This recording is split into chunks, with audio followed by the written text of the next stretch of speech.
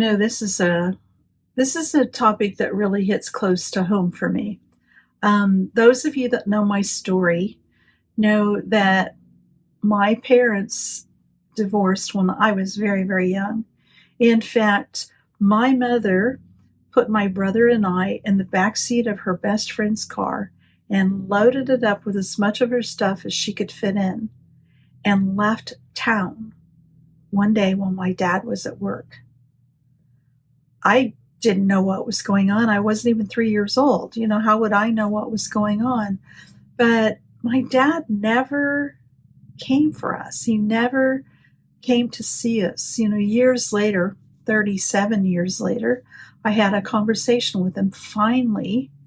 Hello, I'm Dr. Debbie, and I've been helping men, women, and couples grow together for more than 25 years. Now it's your turn to learn what I learned and taught as a couples counselor and university professor. You are the wise woman, and this is your personal development podcast packed with instant encouragement and practical tips.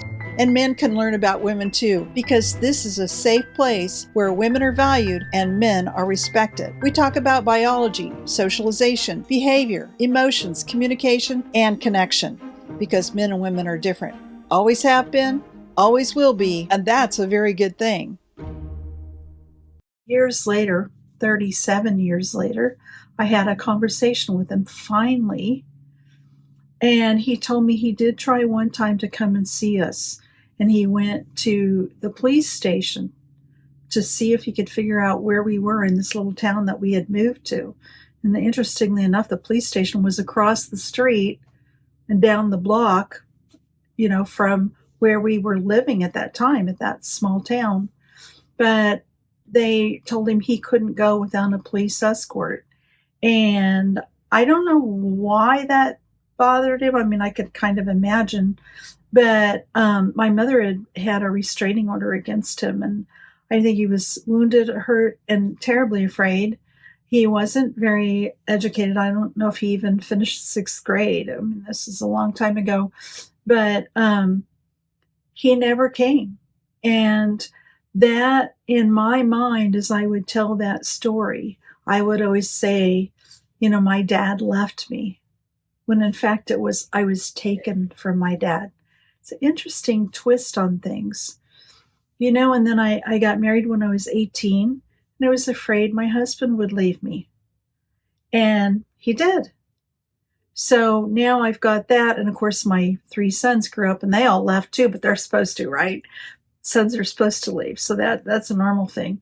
But in the process of understanding my sons as a single mom, I started to study men.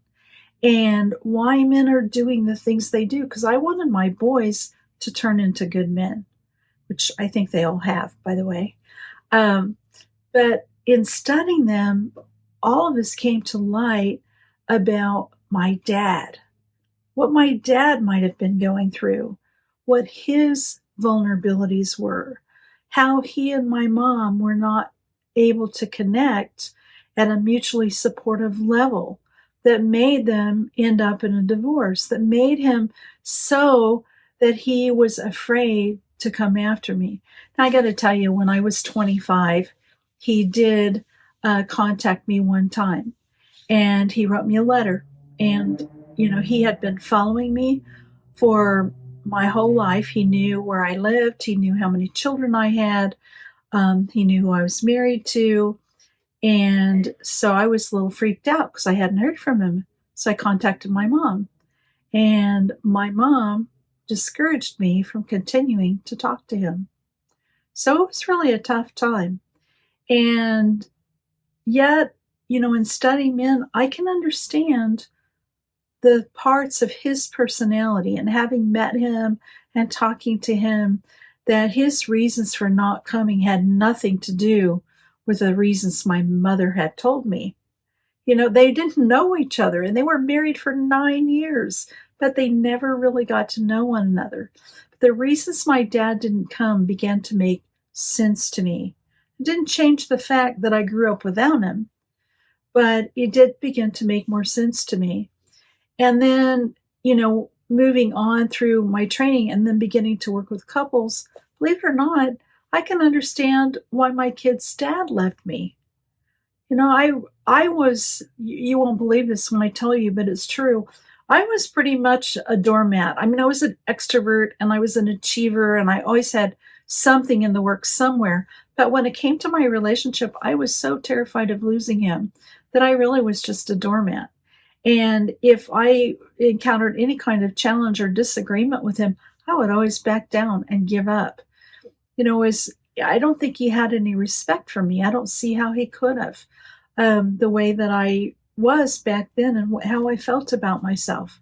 And that's why I feel so passionate about helping women understand men, is because men are vulnerable too. In fact, I think they're more vulnerable than we are.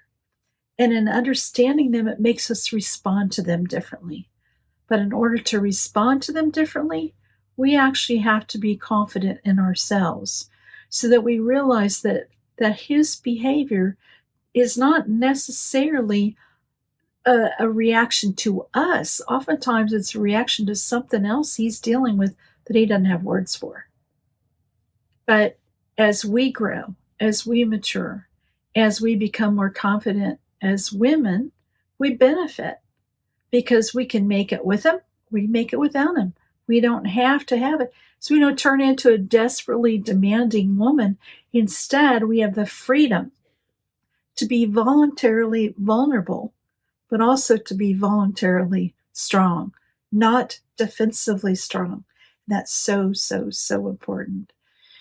I tell more of my story in my book, and I'll put the link below, and I invite you to get it. It's available on Amazon. It's been a pleasure talking with you today. Thanks for listening to my story. I hope it encourages you where you are. Thank you for listening to this episode of A Wise Woman's Guide to Men and Marriage. What did you think? Did the information raise more questions? Do you want to learn more? Head over to A Wise Woman's Guide for show notes and links to the resources mentioned in this episode at awisewomansguide.com.